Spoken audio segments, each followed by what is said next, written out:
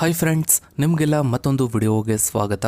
Friends, Dharmasthala ಕೇವಲ ಒಂದು ಪುಣ್ಯಕ್ಷೇತ್ರವಲ್ಲ, ಅದೊಂದು ಪರಂಪರೆ, ದಾನ, ಧರ್ಮ ಮತ್ತು ಸೇವೆಗೆ ಇನ್ನೊಂದು ಹೆಸರಾಗಿರುವ ಈ ಕ್ಷೇತ್ರವನ್ನು ನಡೆಸಿಕೊಂಡು ಬಂದಿರುವ ಧರ್ಮಸ್ಥಳದ ಧರ್ಮಾಧಿಕಾರಿ ಡಾಕ್ಟರ್ ಡಿ ವೀರೇಂದ್ರ ಹೆಗಡೆಯವರ ಕೊಡುಗೆ.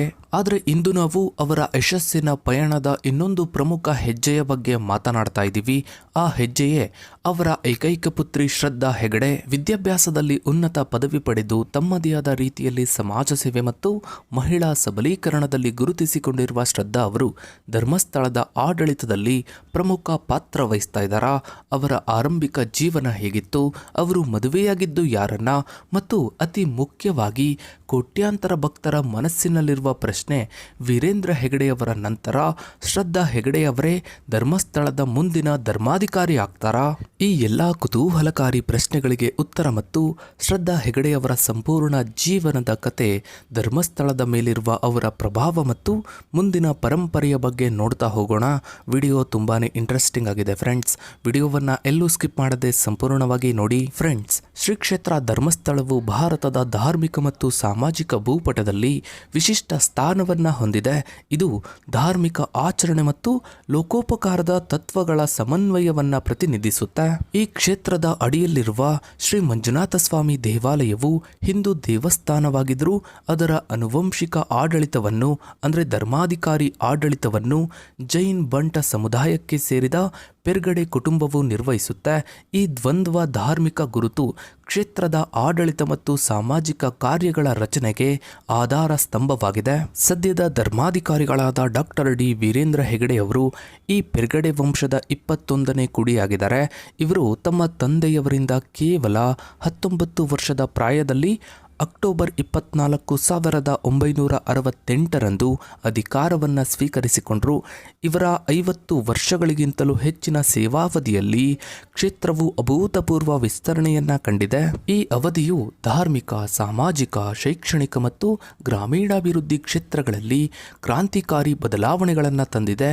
ಶ್ರೀ ಕ್ಷೇತ್ರ ಧರ್ಮಸ್ಥಳ ಗ್ರಾಮೀಣಾಭಿವೃದ್ಧಿ ಯೋಜನೆ ಮೂಲಕ ಲಕ್ಷಾಂತರ ಕುಟುಂಬಗಳು ಸ್ವಾವಲಂಬಿ ಜೀವನ ನಡೆಸಲು ಸಾಧ್ಯವಾಗಿದೆ. ಧಾರ್ಮಿಕ ಪರಂಪರೆಯನ್ನು ಉಳಿಸಿಕೊಂಡೇ ಹೊಸತನದ ಚಿಂತನೆಯನ್ನು ಅಳವಡಿಸಿಕೊಳ್ಳುವ ಮೂಲಕ ಹೆಗಡೆಯವರು ಭವ್ಯ ಭವಿಷ್ಯದ ಬಗ್ಗೆ ಭರವಸೆಯನ್ನು ಮೂಡಿಸಿದ್ದಾರೆ. ಇನ್ನು ಡಾಕ್ಟರ್ ಶ್ರದ್ಧಾ ಹೆಗಡೆಯವರು ಧರ್ಮಾಧಿಕಾರಿ ಡಾಕ್ಟರ್ ಡಿ ವೀರೇಂದ್ರ ಹೆಗಡೆ ಮತ್ತು ಹೇಮಾವತಿ ಹೆಗಡೆಯವರ ಏಕೈಕ ಪುತ್ರಿ. ಇವರ ಪೂರ್ಣ ಹೆಸರು ಶ್ರದ್ಧಾ ಅಮಿತ್ ಎಂದು ಕ್ಷೇತ್ರದ ಆಡಳಿತ ಮಂಡಳಿಯಲ್ಲಿ ದಾಖಲಾಗಿದೆ. ಇವರಿಗೆ ಕುಮಾರಿ ಮಾನ್ಯ ಎಂಬ ಮಗಳಿದ್ದಾರೆ.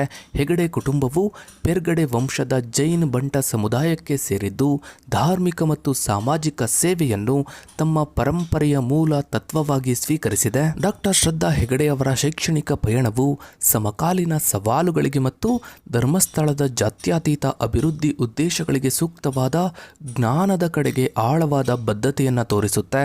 ಅವರ ಶಿಕ್ಷಣವು ಸಾಂಪ್ರದಾಯಿಕ ದೇವಸ್ಥಾನ ನಿರ್ವಹಣೆ ಅಥವಾ ಧಾರ್ಮಿಕ ಕ್ಷೇತ್ರದಿಂದ ದೂರವಿದ್ದು ನಿರ್ದಿಷ್ಟವಾಗಿ ಕೃಷಿ ಮತ್ತು ಅರ್ಥಶಾಸ್ತ್ರದ ವಿಷಯದ ಮೇಲೆ ಕೇಂದ್ರೀಕರಿಸಿದೆ. ಕೃಷಿ ಮಾರುಕಟ್ಟೆ, ಕೃಷಿ ಅರ್ಥಶಾಸ್ತ್ರ ಮತ್ತು ಅಮೆರಿಕಾದ ವಿಶ್ವವಿದ್ಯಾನಿಲಯದಿಂದ ಪಡೆದ ಜಲಚರ ಸಾಕಾಣೆ ಅಥವಾ ಅರಣ್ಯ ಸಂಪನ್ಮೂಲಗಳಲ್ಲಿನ ಡಾಕ್ಟರೇಟ್ ಪದವಿಗಳು ಅವರ ಶಿಕ್ಷಣದ ಸ್ವರೂಪವನ್ನು ಸ್ಪಷ್ಟಪಡಿಸುತ್ತವೆ.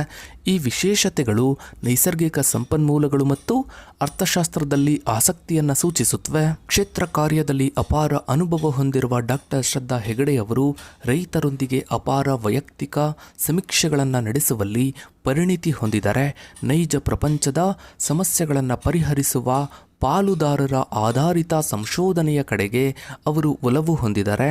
ಡಾಕ್ಟರ್ ಶ್ರದ್ಧಾ ಹೆಗಡೆಯವರ ಈ ತಾಂತ್ರಿಕ ಮತ್ತು ಆರ್ಥಿಕ ಹಿನ್ನೆಲೆಯು ಕೇವಲ ಒಂದು ವೈಯಕ್ತಿಕ ಸಾಧನೆಯಾಗಿ ಉಳಿದಿಲ್ಲ, ಬದಲಾಗಿ ಇದು ಶ್ರೀ ಕ್ಷೇತ್ರ ಧರ್ಮಸ್ಥಳ ಗ್ರಾಮೀಣಾಭಿವೃದ್ಧಿ ಯೋಜನೆಯಂತಹ ಬೃಹತ್ ಯೋಜನೆಗಳನ್ನು ಮುನ್ನಡೆಸಲು ಪೂರಕವಾಗಿದೆ. ಈ ಯೋಜನೆಯು ಸೂಕ್ಷ್ಮ ಹಣಕಾಸು, ಸ್ವಸಹಾಯ ಗುಂಪುಗಳು ಮತ್ತು ಗ್ರಾಮೀಣ ಮೂಲ ಸೌಕರ್ಯಗಳನ್ನು ನಿರ್ವಹಿಸುತ್ತದೆ. ಇದು 50 ಲಕ್ಷಕ್ಕೂ ಹೆಚ್ಚು ಕುಟುಂಬಗಳ ಮೇಲೆ ಪರಿಣಾಮ ಬೀರುತ್ತದೆ.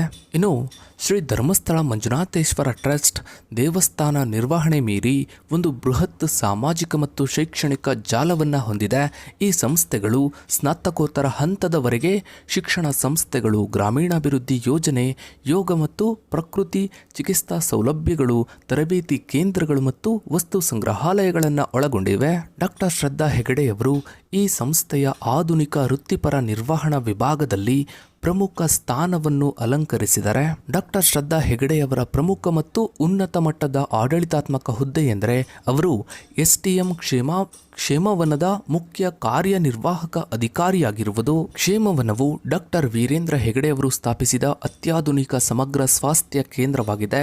ಇದು 23 ಎಕರೆ ಪ್ರದೇಶದಲ್ಲಿ ವಿಸ್ತರಿಸಿದ್ದು ಪ್ರಕೃತಿ ಚಿಕಿತ್ಸೆ, ಯೋಗ ಮತ್ತು ಔಷಧರಹಿತ ಚಿಕಿತ್ಸೆಯ ಮೂಲಕ ಜೀವನ ಶೈಲಿಯ ಬದಲಾವಣೆಗೆ ಮೀಸಲಾಗಿದೆ. ಇನ್ನು ಧರ್ಮಾಧಿಕಾರಿ ಸ್ಥಾನಕ್ಕೆ ಸಂಬಂಧಿಸಿದಂತೆ ಪೆರ್ಗಡೆ ವಂಶವು 1 ಶತಮಾನಗಳಷ್ಟು ಹಳೆಯದಾದ ಬದಲಾಯಿಸಲಾಗದ ನಿಯಮವನ್ನು ಹೊಂದಿದೆ. ಆ ನಿಯಮದಂತೆ ಈ ಸ್ಥಾನವು ಪೆರ್ಗಡೆ ಕುಟುಂಬದ ಹಿರಿಯ ಪುರುಷ ಸದಸ್ಯರಿಗೆ ಮಾತ್ರ ಸೀಮಿತವಾಗಿರುತ್ತೆ. ಪ್ರಸ್ತುತ ಧರ್ಮಾಧಿಕಾರಿ ಡಾಕ್ಟರ್ ವೀರೇಂದ್ರ ಹೆಗಡೆಯವರು ಸಹ ತಮ್ಮ ತಂದೆ ರತ್ನವರ್ಮ ಹೆಗಡೆಯವರ ನಂತರ ಹಿರಿಯ ಪುತ್ರನಾಗಿ ಈ ಪರಂಪರೆಯ ಪ್ರಕಾರ 21ನೇ ಧರ್ಮಾಧಿಕಾರಿಯಾದರು. ಇವರು ತಮ್ಮ ಸುದೀರ್ಘ ಆಡಳಿತಾವಧಿಯಲ್ಲಿ ಅನೇಕ ಸಾಮಾಜಿಕ ಸುಧಾರಣೆಗಳನ್ನು ತಂದಿದ್ರು. ಕ್ಷೇತ್ರದ ಧಾರ್ಮಿಕ ಉತ್ತರಾಧಿಕಾರ ಪದ್ಧತಿಯಲ್ಲಿ ಯಾವುದೇ ರೀತಿಯ ಬದಲಾವಣೆಯನ್ನು ಮಾಡಲು ಪ್ರಯತ್ನಿಸಲಿಲ್ಲ. ಇದು ಈ ಆಡಳಿತ ಸೂತ್ರ ಕಠಿಣತೆಯನ್ನು ಮತ್ತು ಪಾವಿತ್ರತೆಯನ್ನು ದೃಢೀಕರಿಸುತ್ತೆ. ಸಾಂಪ್ರದಾಯಿಕವಾಗಿ ಹೇಮಾವತಿ ಹೆಗಡೆಯವರಂತಹ ಮಹಿಳೆಯರು ಧರ್ಮಸ್ಥಳದ ಸಾಂಸ್ಕೃತಿಕ, ಸಾಮಾಜಿಕ ಮತ್ತು ಆಧ್ಯಾತ್ಮಿಕ ಅಂಶಗಳಲ್ಲಿ ಅನಿವಾರ್ಯ ಪಾತ್ರಗಳನ್ನು ನಿರ್ವಹಿಸಿದ್ದಾರೆ. ಸಾಮೂಹಿಕ ಅನ್ನದಾನ ಮತ್ತು ಸಮುದಾಯ ಯೋಜನೆಗಳ ಉಸ್ತುವಾರಿ ಸೇರಿದಂತೆ ಅನೇಕ ಕಾರ್ಯಗಳಲ್ಲಿ ಇವರ ಸಹಯೋಗ ನಿರ್ಣಾಯಕವಾಗಿದೆ. ಧರ್ಮಾಧಿಕಾರಿಯ ಸ್ಥಾನ ಕೇವಲ ಆಡಳಿತಾತ್ಮಕವಾಗಿರದೆ ಪ್ರಬಲವಾದ ಧಾರ್ಮಿಕ ಮತ್ತು ಸಾಂಪ್ರದಾಯಿಕ ನ್ಯಾಯಾಂಗ ಅಧಿಕಾರವನ್ನು ಹೊಂದಿದೆ. ಈ ಸಾಂಪ್ರದಾಯಿಕ ಧಾರ್ಮಿಕ ಪಾತ್ರವು ಪೆರ್ಗಡೆ ಪುರುಷ ರೇಖೆಗೆ ಅಂತರ್ಗತವಾಗಿ ಸಂಪರ್ಕ ಹೊಂದಿದೆ.